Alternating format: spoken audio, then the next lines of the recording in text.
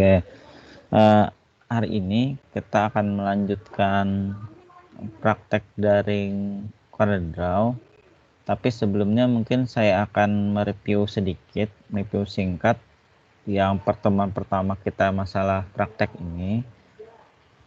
Sudah tampil belum CorelDRAW-nya? Belum ya? Belum, Pak. Belum ya. Oke. Nah, sudah tampil.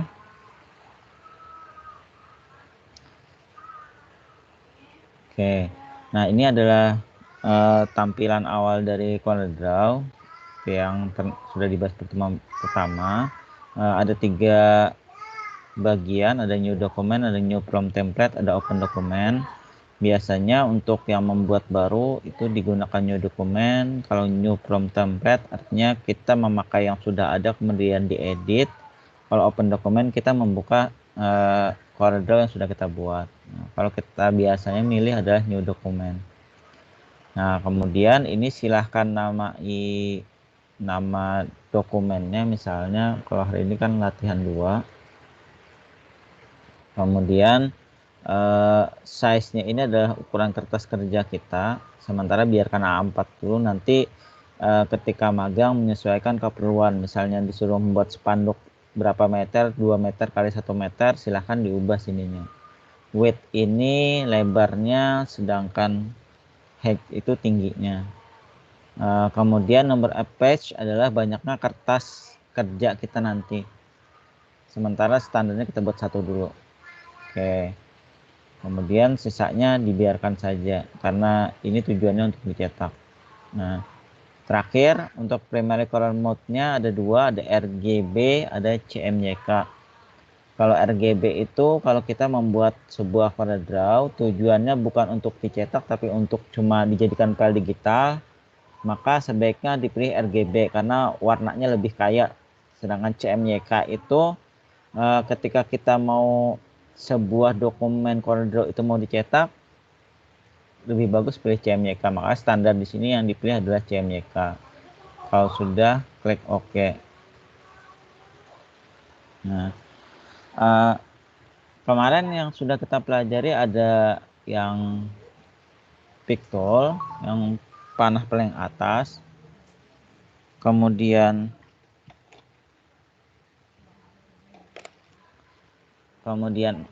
ini zoom tool sama rectangle tool. Oke. Nah, untuk rectangle tool dan semua yang sifatnya bentuk seperti ini sebenarnya kita bebas saja, tinggal diklik kemudian tahan, klik kirinya geser. Nah, ini klik kiri, tahan, geser. Itu kalau kita ingin membuat sebuah bentuk kotak sembarang. Ini saya hapus dulu ya. Nah, tapi kalau kita ingin membentuk persegi di mana lebar sama panjangnya sama, maka kita gunakan di sini. Oh ya, perhatikan di bagian hints di sini. Nah, di sini sebenarnya ada petunjuk-petunjuk secara singkat tapi dalam bahasa Inggris. Jadi kita bisa membuat sebuah persegi dengan cara menekan kontrol. Jadi kontrolnya kalian tahan, kemudian kalian tarik. Nah, ini. Jadi kayak gimana pun kalian tariknya, antara panjang sama tingginya atau lebarnya itu sama. Tidak ada yang berbeda karena bentuknya persegi. Nah, tetapi kalau kita menekan Shift, maka objek akan dibuat dari titik tengah panah kita. Nih, kalau kita tidak buatnya sembarang kan kita nggak pakai Shift. Nah, dia dari ujung. Panah kita tadi di ujung sini, saya tarik ke sini. Tapi kalau kita pakai Shift, maka pembuatan objek akan dimulai dari titik tengah ini. Nah, ini kalau saya tarik. Nah, sebenarnya tadi saya buat kursor saya ketika pertama kali menarik ada di tengah-tengah sini. Nah, itu perbedaannya. Kalau nggak pakai Shift, misalnya saya buatnya dari sini, maka bentuknya akan seperti ini. Tapi kalau pakai Shift, inilah saya pakai Shift. Saya contohin. Ini pakai Shift, saya tarik. Nah, titik yang tadi kita awal kursor itu akan berada di tengah-tengah, tepat di tengah-tengah dari objeknya. Tetapi kalau kita tidak menggunakan shape, ini saya contohin, nggak pakai shape, saya buat objek lagi, oh sorry, saya buat titik, sorry. Nah, saya buat objek, nah maka titik awalnya itu adalah ujungnya dari objek tersebut. Oke, itu yang kemarin. Kemudian di CorelDRAW itu ada dua bagian, ada yang namanya garis, warna garis sama warna fill. Cara mengasih warnanya, kalau kalian klik kiri itu akan mengasihkan warna fill atau warna isinya ini. Tapi kalau kalian klik kanan, saya klik kanan, maka yang dibentuknya adalah warna garis. Ini saya agak tebalin, kurang tebal. Nah ini, jadi diingat kalau klik kiri dari warna yang palet warna yang di samping ini, dia akan mengasih warna bagian dalam, sedangkan kalau klik kanan itu adalah garisnya. Kalau tidak mau ada warna, pilih yang tanda silang ini. Kalau saya nanti klik ini, maka ini bukan putih sebenarnya, tapi bening. Karena kertas kita belakangnya putih, makanya terlihat putih, padahal bening. Ini sudah saya pilih putih. Oke, kemudian lagi kita bisa mengaktifkan pick tool. Ini kita bisa memperbesar atau memperkecilnya dengan cara mendekati titik-titik sudutnya ini. Nah ini bisa digeser. Kalau ini cuma bagian tingginya saja, kalau ini bagian lebarnya saja. Kemudian kalau kita klik satu kali lagi objeknya, maka kita bisa memutar objek itu dengan cara menekan bagian yang ini, yang kayak panah melengkung. Oke, saya kembalikan dulu. Sedangkan yang panah dua arah seperti ini untuk membuat objek itu menjadi miring. Nah, ini kalau saya geser, nah, oke. Di bagian sini untuk XY ini adalah posisinya. Biasanya jarang sih kepake. Biasanya kita akan untuk menggeser-gesernya itu tinggal menyesuaikan itunya. Nah, kemudian kalau ini untuk kalian mau manual melebarkannya, tinggal dinaikkan angkanya, ini turunkan angkanya. Dikunci ini artinya kondisinya ini kalau mau diperbesar atau diperkecil, dia tidak akan apa ya istilahnya, tidak akan berubah proporsionalnya, tidak akan merubah bentuk. Contoh saya perbesar jadi 150%. Nah ini bentuknya tetap, cuma ukurannya aja. Tapi kalau kita buka kuncinya itu akan mempengaruhi cuma satu bagian dan bentuknya akan berubah. Nah oke, bergeser ke sini ini sebenarnya sama saja dengan kita memutar tadi, cuma kita bisa memasukkan perputarannya secara manual mau berapa derajat. Kemudian untuk yang ini untuk pencerminan. Jadi kiri jadi kanan menggunakan mirror horizontal, sedangkan atas jadi bawah menggunakan mirror vertikal. Nah kayak gini. Nah ini tadi perhatikan yang ini kirinya, ini kanannya. Nanti kalau kita klik ini, dia akan bergeser. Yang tadinya ujungnya di sini, kemudian berpindah ke kanan. Gitu.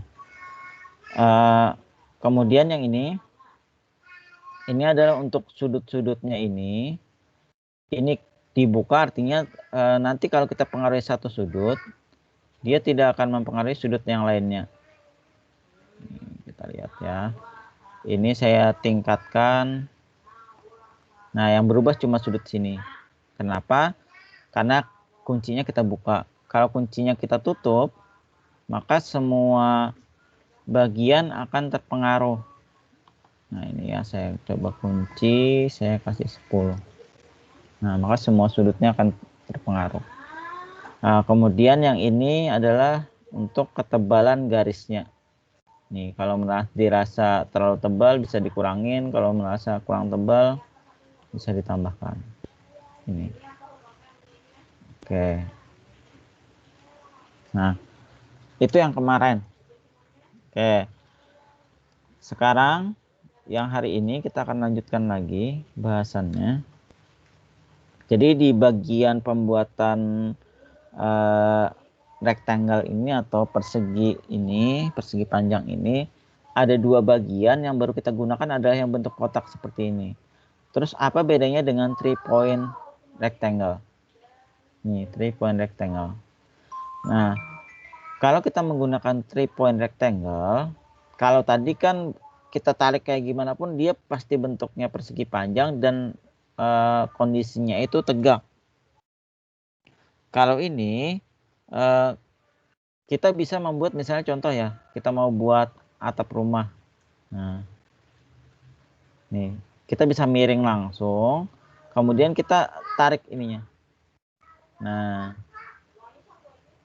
beda kan ya dengan yang tadi, coba lihat. Saya mau buat atap rumah nih ceritanya. Nah, kita buat kayak gini, tarik. Ketebalannya siapa? Misal ya. Nah, kita bandingkan dengan yang tadi ya. Kalau saya deketin lagi, kalian klik panah hitam kecil ini. Kalau posisinya rectangle kayak gini, dia pasti membuat sebuah objek yang tegak. Kalau ini kita bisa, kalau yang ini 3-point rectangle, kita bisa membuat objek itu miring persegi panjangnya. Ini kita tarik, klik kiri dulu, tahan, kemudian mau miringnya seapa, misalnya miringnya kayak gini, lepas, kemudian geser. Mau seberapa tebalnya, mau kemana tebalnya. Oke, saya ulang pembuatannya. Kalau yang tadi tinggal klik kirinya ditahan, geser mau ke kemana. Kalau yang ini sama, klik kiri ditahan, kita tentukan kemiringannya dulu, lepas klik kirinya, jangan ditahan terus. Lepas, kemudian nah kita geser mau seberapa ketebalannya. Nah, oke. Secara properti toolboxnya sama saja karena dia berada di satu fungsi. Nih. Oke, cuma perbedaan sedikit aja di situ.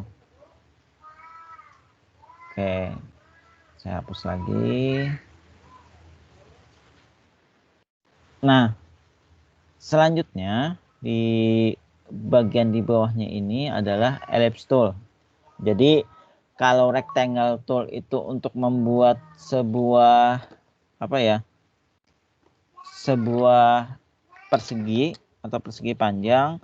Kalaunya ellipse tool justru membuat lingkaran atau oval atau bentuk lonjong seperti itu. Nih, kalau kita aktifkan, di sini sebenarnya ada dua. Nanti saya jelaskan perbedaannya. Ellipse tool sama 3-point ellipse. Kalau kita klik panah kecilnya. Jadi sama saja kalau kita klik ellipse. Nah, di sini kalian bisa lihat, kita tinggal tarik juga sama, tarik sembarang.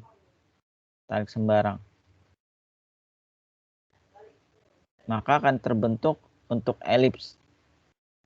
Tetapi kalau kita maunya bentuknya lingkaran, ini bentuk lingkaran sempurna, maka kita wajib menahan kontrolnya. Kontrol di keyboard, sama kayak kita membuat persegi tadi. Jadi kontrolnya ditahan, kemudian tarik. Nah, kontrolnya ditahan, tarik. Kayak gimana pun kalian nariknya, dia akan membentuk sebuah lingkaran sempurna. Nah, kontrolnya ditahan, tarik. Melepas kontrolnya kapan? Melepas kontrolnya setelah kita melepas ininya. Coba ya, saya contohin. Nah, kalau kita kontrolnya ditahan, kemudian ditarik, ini masih berbentuk sempurna. Yang dilepas duluan adalah yang mouse ya, baru kontrolnya dilepas. Ini saya contohin kalau kontrolnya dilepas duluan. Ini kontrolnya saya tahan, kemudian saya tarik, tapi kontrolnya saya lepas duluan. Nah, akhirnya lingkaran yang kita buat tidak sempurna.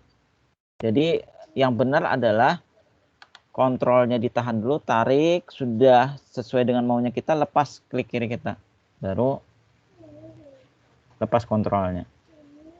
Nah, oke. Saya lihat dulu.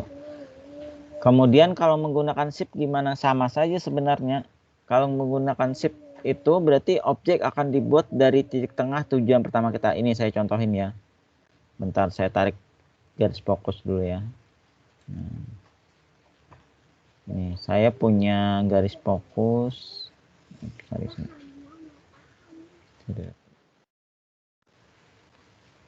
Nah, ini saya contohin garis fokusnya. Kemudian saya buat lingkaran. Nah, saya mengincar titik tengahnya ini. Saya tahan shift. Lihat. Maka objek apa pelingkaran yang saya buat itu tengah-tengahnya pasti berada di panah awal kita tadi. Nih, nggak mungkin nggak. Kalau mau pas lingkaran sempurna, tengah-tengahnya di sini tinggal tahan kontrol sama shift kombinasi. Nah, tinggal tarik. Maka objek akan melingkar sempurna tepat di tengah itu. Kalau sudah dirasa pas, lepas mouse kalian, kemudian lepas kontrol sama shift-nya.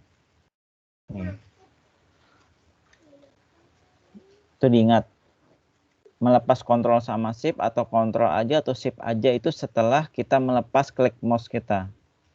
Jadi nanti kok pas sudah ditahan kontrolnya nggak jadi lingkaran sempurna, berarti ada kesalahan dalam melepas kontrolnya. Jadi kontrol atau shift itu baru dilepas setelah klik kiri kita itu dilepas. Jadi dia belakangan. Nah, kita bandingkan kalau dia tanpa shift tapi menggunakan kontrol saja. Lihat. Ini titik awalnya sama, saya mulai dari sini, kemudian saya cuma menekan kontrol, saya tarik. Nah, maka titik awal kita tadi ketika menarik berada di ujung objek, namanya ujung objek nih, yang hitam ini. Kita bandingkan ketika sebuah objek itu dibuat menggunakan kontrol sama shift. Nah, tarik. Kayak gini. Oke. Nah, secara teknis sebenarnya sama saja. Di sini propertinya ini cuma perbedaannya di bagian sininya. Jadi ini adalah posisi XY-nya, kemudian ini adalah lebar dan tingginya kalau mau diedit secara manual, ini persentasinya. Jadi ini sama kuncinya juga. Jadi kalau ingat yang pelajaran kemarin masalah persegi panjang, maka sama saja sebenarnya konsepnya dengan lingkaran ini. Nih, coba saya nggak kunci dulu ya. Ini saya tingkatkan menjadi 200%. Kira-kira bentuk lingkarannya ini tetap lingkaran atau kayak gimana? Kalau posisinya seperti ini, nih gambarnya. Gemboknya kebuka. Nah, nih. Akhirnya lingkarannya tidak proporsional lagi karena cuma bagian tingginya yang saya tingkatkan, sedangkan ininya enggak, karena ini enggak berkunci. Oke. Rotasi enggak ngaruh terhadap sebuah lingkaran. Kalian rotasikan kayak gimana pun, yang namanya lingkaran enggak ngaruh. Kok sudah saya putar-putar pak enggak ada pengaruhnya? Iyalah, dia lingkaran. Jadi ini jarang sih dipakai. Termasuk ini juga. Pencerminan tidak akan ngaruh sama sekali ke lingkaran. Nah, tapi beda ceritanya kalau kita memilih yang ini. Nih. Jadi bentuk lingkarannya itu ada lingkaran sempurna, ada lingkaran terputus seperti ini atau arch atau panah, ada juga berbentuk pie atau potongan kayak potongan kue. Jadi kalau ini kita aktifkan, nah dia tidak akan full satu lingkaran. Nih. Kalau yang kita ngaktifkan arch, ini dia tidak akan kalau tadi kan bedanya ya. Kalau tadi antara yang terpotong itu masih terhubung ke titik pusat, kemudian kembali lagi ke ujung sini. Kalau arch tidak hilang.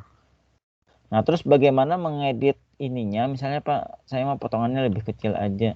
Kita aktifkan yang shape tool. Nah, jadi shape tool ini adalah fungsinya menggeser letak titik. Nah, shape tool ini untuk menggeser letak titik. Misalnya mau potongannya kecil sekali, oke, tinggal digeser ininya. Ini kita aktifkan dulu shape toolnya, kemudian misalnya ini saya geser ke sini, kemudian ini saya geser juga ke sini. Nah, oke, kayak gitu. Artsnya juga sama ini. Atau kita bisa juga manual menggunakan ini tadi. Nih, ini adalah letak posisi titik pertama dengan titik kedua. Misal saya udah bisa nih menggunakan yang ini Pak, menggesernya. Kalian bisa menggunakan memanfaatkan fasilitas yang ini tadi. Nih, fasilitas angka ini. Jadi ini adalah posisi potongan pertama atau titik pertama, sedangkan yang di bawahnya adalah posisi titik kedua. Kalau belajar matematik, ini adalah potongan titik pertama, jadinya 10 derajat cuma segini. Kalau saya tingkatkan jadi 90 derajat, ini saya tingkatkan jadi 90 derajat. Nah, maka yang tadinya di sini bergeser ke sini. Nih. Kalau ini saya ubah nanti berubah juga. Ini kalau mau menggunakan apa ya, sistemnya manual, menggunakan sistem derajat. Tapi kalau misalnya saya mau menyesuaikan aja, lebih enak menggunakan shape tool. Nih. Oke. Karena kenapa? Ini bisa menyesuaikan sendiri keperluan kita kayak gimana. Nah, kalau change direction cuma mengubah bagian mana yang mau diambil. Dalam artian gini, ini kan sebuah lingkaran yang kehilangan seberapa ya? Seperempat lah, hampir seperempat. Nah, fungsi dari change direction ini adalah membalik apakah yang bagian yang dibuang yang mau ditampilkan atau justru bagian yang tersisa yang mau ditampilkan. Jadi tinggal diklik aja. Kalau saya klik ini, maka yang tadinya istilahnya kueknya besar tadi, lingkaran besar tadi yang kepotong segitu, itu akan hilang. Yang tersisa hanya bagian yang terpotong. Ini. Tapi kalau kita klik lagi, maka sebaliknya. Yang tadi yang potongannya hilang, kemudian jadi seperti ini. Oke. Sekali lagi, saya ingatin, ketika untuk pemula Corel itu hints-nya ini harus aktif nih. Karena kenapa? Di sini ada istilahnya apa ya? Petunjuk singkat lah, meskipun dalam bahasa Inggris dia ngasih tahu cara penggunaan sebuah tool. Bagaimana kalau hints-nya ini tidak ada? Kita bisa ada contoh yang kasus Corelnya itu begitu diinstal nggak ada hints. Nih hints yang ini. Atau kita hilangkan aja ya hints-nya. Nah, bagaimana cara menampilkannya Pak? Punya saya nggak ada hints-nya. Maka kita gunakan Windows, kemudian Dockers, Windows, kemudian Dockers, cari kata-kata hints. Nah, ini hints, HINTS. Nah, oke. Nah, jadi tampil. Padahal kalau istilahnya connect internet, kalian juga bisa langsung kalau kuotanya banyak, bisa diklik ini have topiknya. Ini bisa, sebenarnya kalau diklik bisa ngarahin kita, tapi ke internet larinya. Nah, oke. Nah, di sini kita tutup. Nah, di sini. Nah, ini dijelasin nih. Tapi yang berupa teks. Kalau yang kalian pilih yang tanda tanya ini. Tapi kalau kalian pilih yang not editing bagian video, maka tampil berupa video. Oke. Sampai di sini dulu. Ada yang mau ditanyakan? silahkan.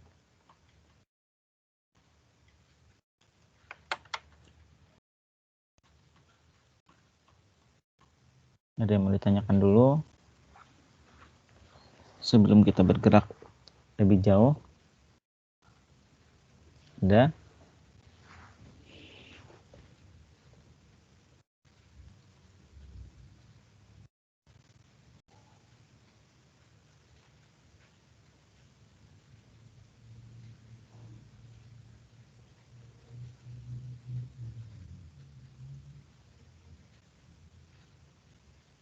Tidak ada? Oke, mungkin belum. Nah, itu tadi kalau kita memilihnya yang ini, yang ellipse tool. Tapi bagaimana kalau kita memilih 3-point ellipse? Sebenarnya sama saja. Di 3-point ellipse, kita juga membuat lingkaran atau bentuk oval, tetapi kita menggunakan menarik garis tengah dulu. Ini menarik garis tengah, mau seberapa dulu lebar lingkarannya. Misalnya nih sudah saya buat lingkarannya sudah segini, lepas kemudian ke atas atau ke bawah. Nih. Oke, saya lihat dulu.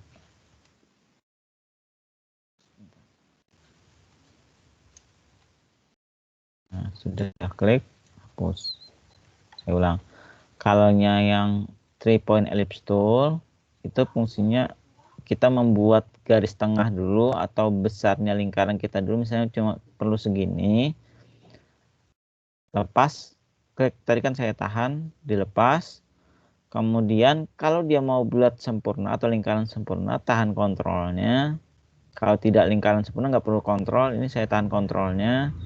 Kemudian naikin ke atas atau ke depan garisnya. Secara otomatis dia akan menyesuaikan ininya. Kalau kita tidak menekan kontrol, maka bisa contohin tanpa menekan kontrol. Terlihatnya lingkaran, tapi kalau dilihat di angka di sini karena nggak menggunakan kontrol, beda 73 sama 75. Tipis. Jadi terlihat seperti lingkaran tapi sebenarnya bukan lingkaran. Oke, saya ulang. Kalau yang ini tinggal klik kirinya tahan, kemudian klik kirinya tahan, kita tentukan lebarnya apa dulu, misalnya segini, lepas klik kirinya, kemudian gerakan mouse kalian ke atas atau ke bawah. Kalau mau sempurna tekan kontrol. Nah, udah. Oke. Nah, itu yang ellipse tool. Ini sebenarnya tergantung nanti keperluan kalian, mau yang apakah yang mau langsung atau mau 3-point ellipse. Bisa.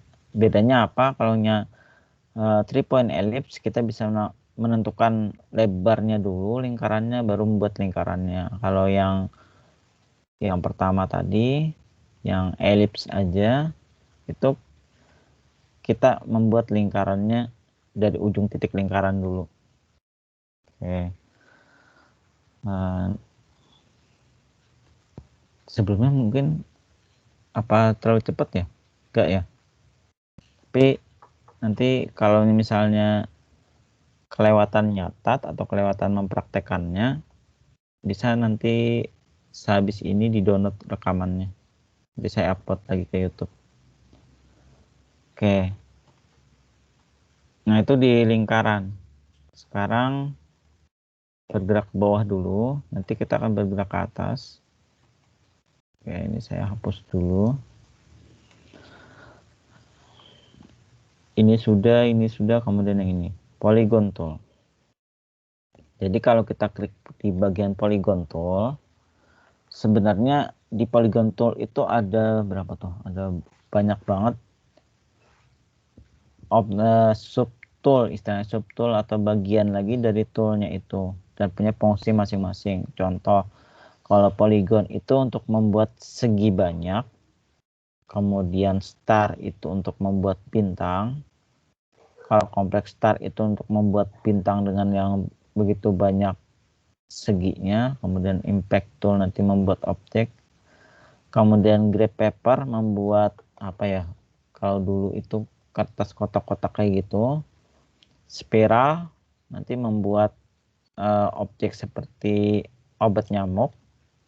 Basic shape nanti akan ada bentuk yang sisanya ini basic shape, bentuk-bentuk yang sederhana kayak segitiga, kemudian belah ketupat, trapesium, kemudian arrow shape untuk panah, selanjutnya flowchart untuk diagram, banner berupa bentuk banner, kemudian call out shapes biasanya untuk membuat kayak bentuk percakapan di sebuah komik. Itu kita coba satu-satu. Nah, yang pertama poligon. Jadi di poligon ini ketika kita aktifkan maka akan cuma muncul dua bagian. Yang ini adalah mau segi berapa dia. Kita mau buat segi berapa sebuah objek itu. Sedangkan ini adalah ketebalan garisnya. Misalnya saya mau buat segi 7. Maka ini kita ganti dengan 7. Ketebalannya saya mau 1 mili. Oke. Kenapa ada peringatan seperti ini? Artinya dia akan menganggap ketebalan selanjutnya itu pasti 1 mili. Jadi sebenarnya ada dua cara. Pertama, kalau kalian mau ketebalannya itu 1 mili terus, itu tinggal di oke. Tapi kalau mau belakangan bisa. Jadi kita buat objeknya dulu. Ini ya saya bedakan ya. Ini saya tahan kontrol. Sama saya sebenarnya kalau kontrol berarti objek akan proporsional lebar sama tingginya. Nah ini segi 7. Nah ini belakangan saya edit ke 1 mili. Nah sekarang kita buat lagi.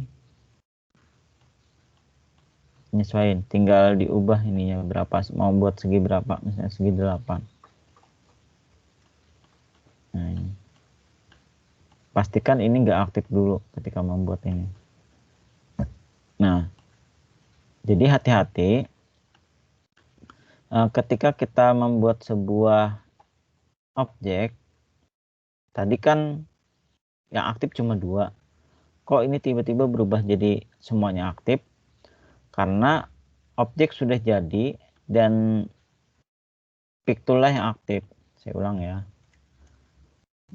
Ini kita buat dulu. Semua kita buat segi 7. Kita buat.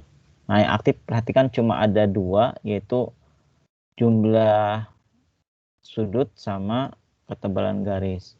Ini saya tahan kontrolnya supaya proporsional. Nah setelah dibuat objeknya, maka semua opsi-opsi ini akan aktif. Nah, jadi kalau kita mau mengubah jumlah sudutnya, tinggal dinaikin di sini.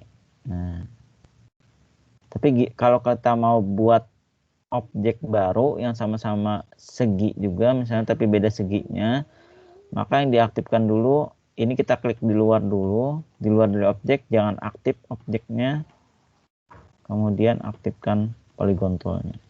Nah ini kita ganti, misalnya segi 5. Kontrol. Nah kayak gitu. Mau diwarnain silahkan, disesuaikan.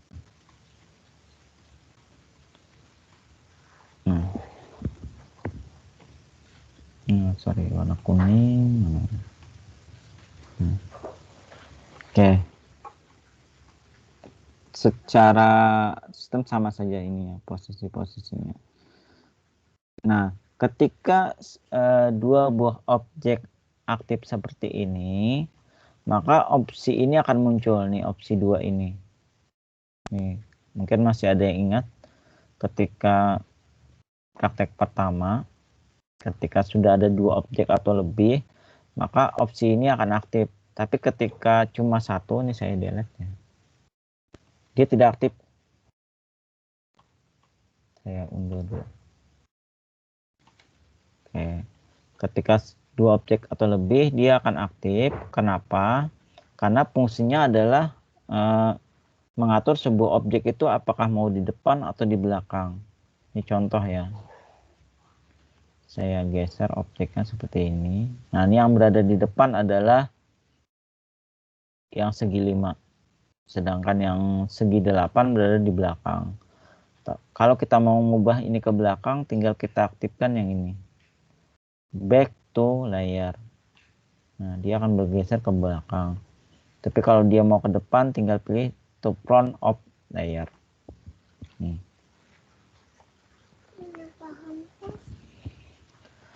Oke. Sampai di sini dulu. Ada yang mau tanya? Silahkan. Saya nggak lihat nih. Silahkan, ada yang mau ditanyakan dulu.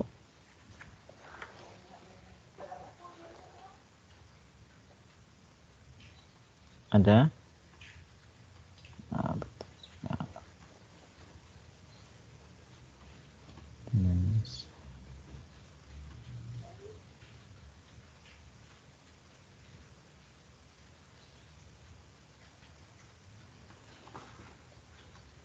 Oke. Selanjutnya nanti sebenarnya sih silahkan kalian explore lagi. Nah, di bagian polygon tool ini juga ada star. Yang namanya star buat bintang. Nanti disesuaikan mau bintang berapa.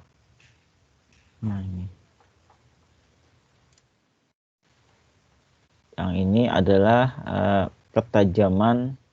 Kalau ini adalah banyak bintangnya, mau bintang berapa. Kalau ini adalah ketajaman bentuk bintangnya. Saya zoom dulu ya. Ini saya zoom. Nah, ini. Oke, saya aktifkan lagi bintangnya. Jadi kalau ini kita turunkan, maka bintangnya akan semakin tajam. Tapi kalau ini saya turunkan, maka akan semakin tumpul. Nah, jadi tergantung kebutuhan kita gimana. Perbedaan dengan segi banyak cuma di situ. Cuma ada penambahan ketajaman atau keluncingan sebuah bintang. Oke. Kita minuskan dulu.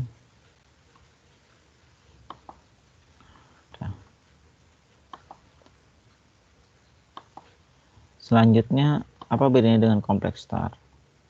Jadi complex star itu seperti ini bentuknya. Nah, kalau yang sebelumnya, ini saya ubah aja ya. Nah, segi 5. Perbedaannya adalah, ini bisa kalian lihat. Saya perbesar. Oke. Nah, perbedaannya yang sebelah kiri adalah star biasa, yang sebelah kanan adalah complex star. Perbedaannya, kalau di star biasa dia tidak menghubungkan garis sudut antar sudut seperti ini. Kalau di complex star dia akan menghubungkan semua garisnya. Nih, kayak gini. Oke. Untuk propertinya sama saja sih sebenarnya. Nah, ini kalau kita aktifkan, ini adalah jumlah bintangnya mau bintang berapa, kemudian ini ada ketajamannya sama saja. Kalau ini misalnya saya naikkan, sorry bukan, salah aktif. Orang yang ini.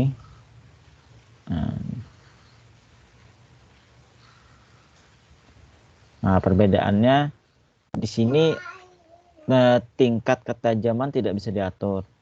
Ini, maka sharpness-nya dikunci di complex star. Kalau di star tadi kan aktif nih. Ini sekian.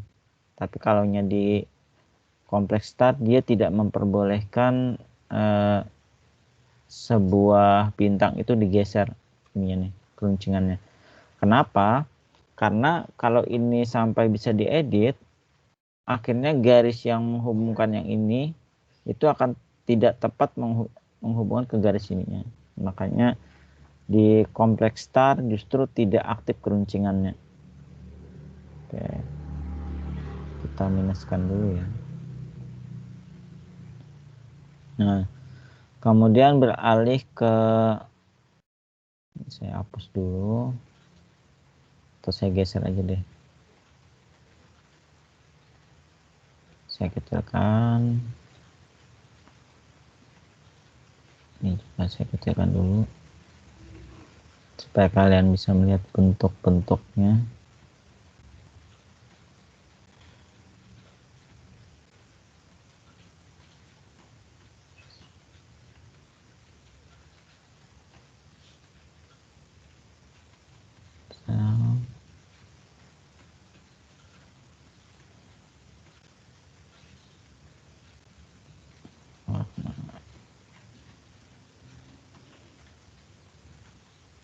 Saya kecilkan dulu.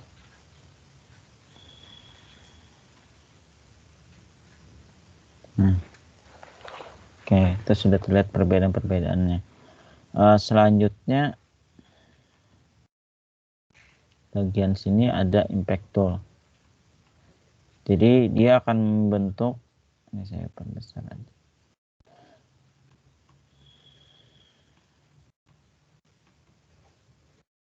Nah, ini kayak sejenis matahari. Jadi penentuan berapa lompatannya ini bisa kita tingkatkan. Kemudian berapa jarak antar garis ini, berapa maksimumnya. Kemudian ini adalah jarak antar ininya. Kemudian ini bentuk garisnya kayak gimana. Nih, karena kecil ketebalannya, makanya nggak terlalu terlihat.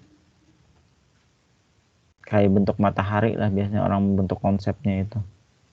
Tapi jarang sih digunakan. Dan ini baru ada di Corel 2018 ke atas. Kalau nggak salah di bawah Corel 2018 nggak ada. Tapi di dunia desain jarang digunakan. Tapi kalau mau dipakai silahkan. Oke, saya minuskan dulu.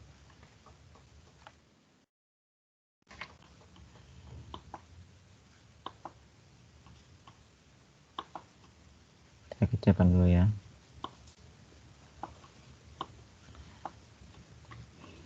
Kemudian grab paper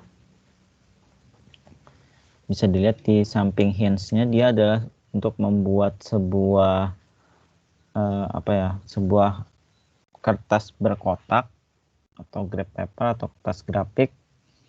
Nah, ini adalah lebar banyak kotaknya ke samping, sedangkan yang ini adalah banyak kotaknya ke atas, atau ini adalah banyak kolomnya yang di atas, yang ini adalah banyak barisnya. Misal saya buat kolomnya 10, kemudian tingginya 5. Nah, ini ketebalan garisnya, sorry. Masih aktif ya kan. Grab paper 10, kemudian 5 kita buat.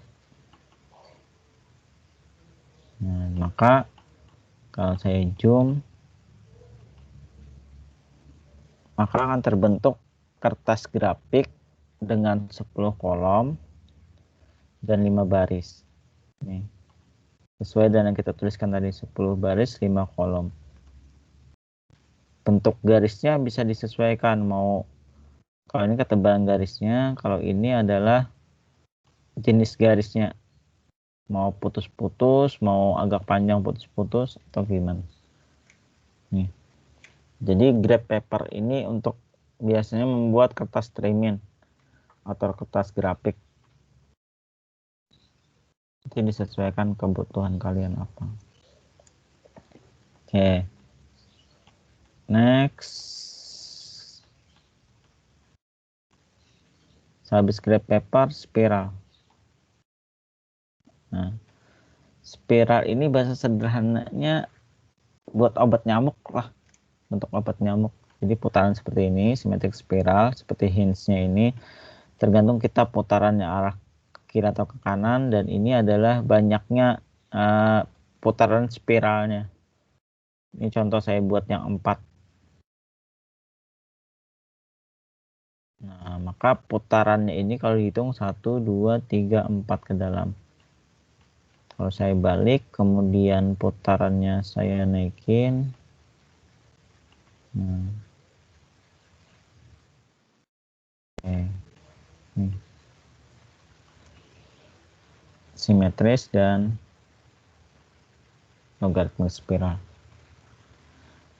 Kalaunya logaritma spiral itu perbedaannya dengan ini, kalau ini yang simetrik spiral itu jarak antar lingkaran ini sama, tapi kalau kita pilih yang ini, yang logaritmik spiral, maka jarak semakin ke dalam, jaraknya akan semakin kecil. Nih, ini tinggal bisa diturunkan. Nah,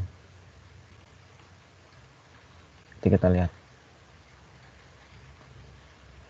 Oke, ini yang spiral perbedaannya. Ups, bentar.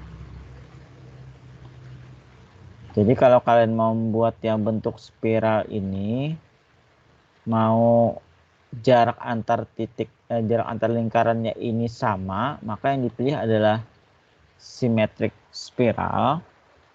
Sedangkan kalau dia mau makin dalam makin kecil jaraknya, maka yang dipilih adalah logaritmik spiral. Ini ada sama ketebalan garis, kemudian ini adalah titik ujung pertama yang paling dalam. Ini nggak kelihatan karena kecil banget, kita aktifkan yang ini aja deh. Nah, ini adalah titik ujung paling dalam. Nah, ini sedangkan ini adalah titik ujung paling luar. Kalau ini adalah garisnya, sama saja sebenarnya, mau putus-putus, mau titik-titik aja.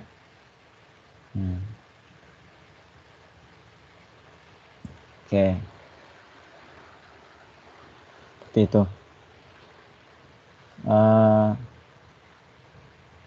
Simetrik sudah, kemudian yang belum saya minuskan dulu. Kita hapus dulu beberapa.